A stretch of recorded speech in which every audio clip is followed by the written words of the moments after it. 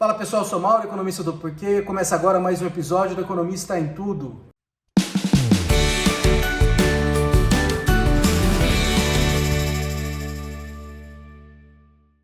Para você que está chegando por aqui, eu convido a se inscrever no nosso canal e ligar o sino para receber as notificações. Toda semana 2 vídeos novos e também dá uma olhada no nosso site www.porquê.com.br, tem bastante conteúdo escrito lá. Tá? Hoje vou falar de novo de política monetária, né? A gente fala aqui várias vezes de política monetária, de Banco Central, de Selic, taxa de juros, etc. Hoje vamos voltar a falar, e é um assunto que tá começando a aparecer no noticiário, inclusive nessa semana que passou, o ministro Haddad falou sobre isso, foi indagado sobre essa questão, que é a tal da questão da dominância fiscal. O Brasil estaria em dominância fiscal? O que acontece quando você tem dominância fiscal? Quando você tem dominância fiscal, o Banco Central ele perde completamente a sua capacidade de controlar a inflação usando as políticas usuais de juros. Tá? Então, por exemplo, quando a inflação aumenta, o Banco Central vai lá e sobe a taxa de juros, isso ajuda a controlar a inflação. Tá? Isso acontece normalmente, tá? É a política monetária operando. Quando você está em dominância fiscal, o Banco Central perde totalmente essa capacidade. E aí, como dá para ver pelo nome fiscal, isso tem a ver com a situação das contas públicas.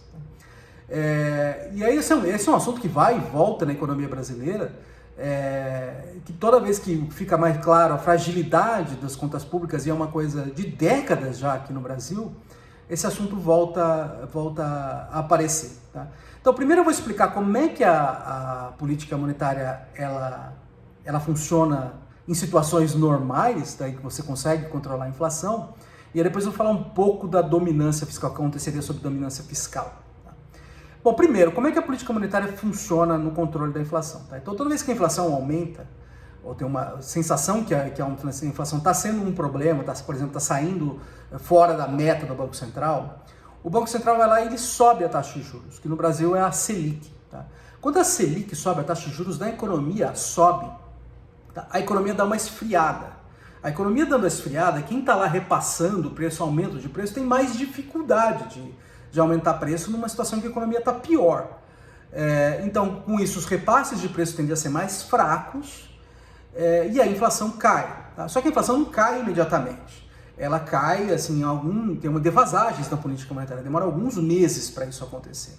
Tá? Mas uma coisa que você já consegue observar é o dado de expectativa de inflação. Tá, que já está refletindo essa expectativa sobre o futuro. Então, nessa situação, a política monetária apertada, ela aumentando o juro, tenderia a diminuir a expectativa de inflação meio que imediatamente. Tá? Outro dado que a gente consegue observar nisso é a taxa de câmbio. E a taxa de câmbio também ajuda no controle da inflação. Então, o Banco Central, se ele subir a taxa de juros, o país se torna mais atrativo a investimento externo. Tá? Os estrangeiros começam a ver retorno mais alto aqui. Tá?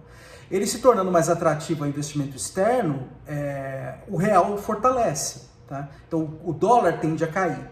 O dólar tendendo a cair, isso aí ajuda no controle da inflação, porque os preços de produtos importados e exportados também tendem a aumentar menos, vamos dizer assim.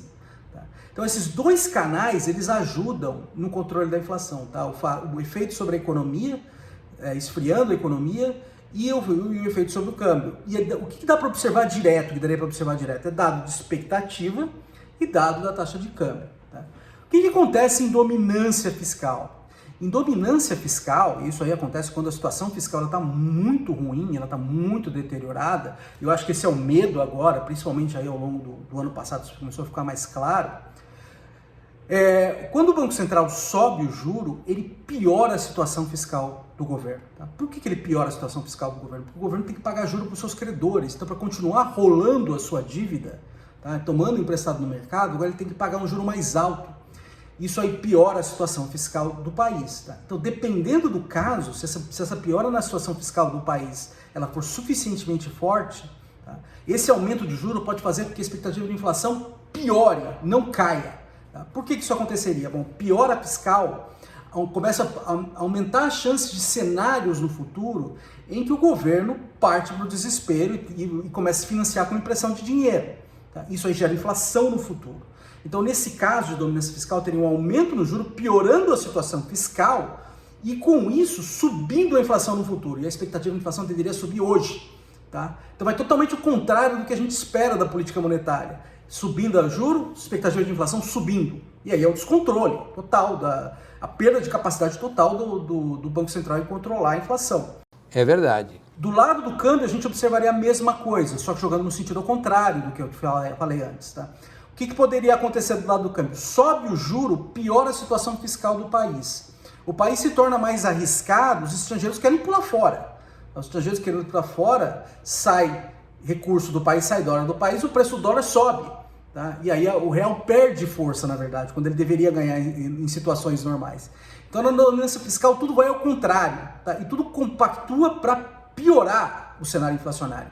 A expectativa de inflação piora quando você sobe o juro e o câmbio também deprecia em função do aumento do risco e a piora da situação do país e a fuga de capitais por conta disso, por conta da situação fiscal mais deteriorada.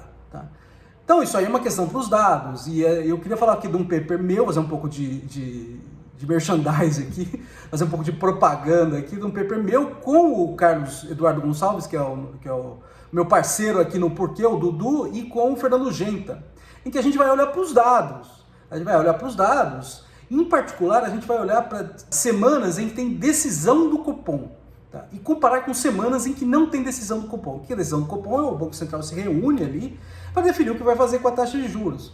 E tem determinadas mudanças na Selic que são inesperadas, que os mercados não estavam esperando. Essas mudanças, elas tendem, quando elas são inesperadas, elas tendem a mexer preço de ativo.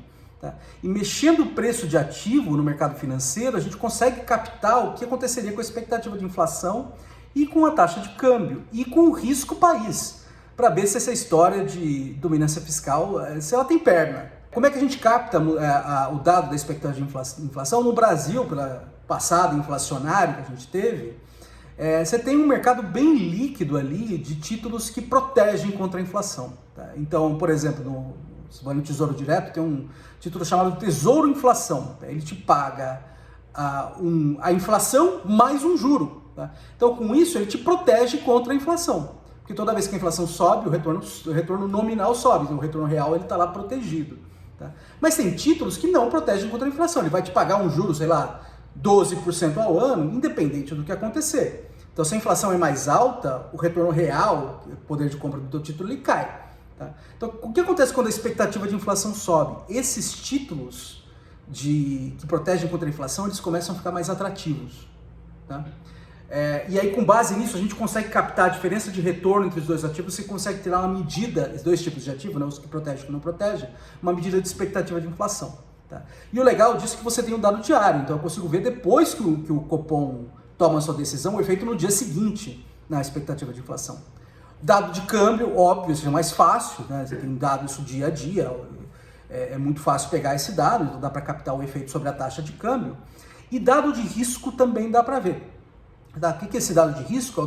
Tem um título chamado CDS, Credit Default Swap. O que é isso? É um título que protege contra um risco de um outro ativo. Então, por exemplo, se eu comprar um CDS do Brasil, se o Brasil não pagar o meu título, esse ativo vai lá e ele me paga. Então ele funciona como se fosse um seguro contra o calote de um país. Tá? Então quando um país entra em calote e eu fico sem o dinheiro, por exemplo, que eu teria que receber, esse título vai lá e me paga. Então ele funciona como se fosse um seguro.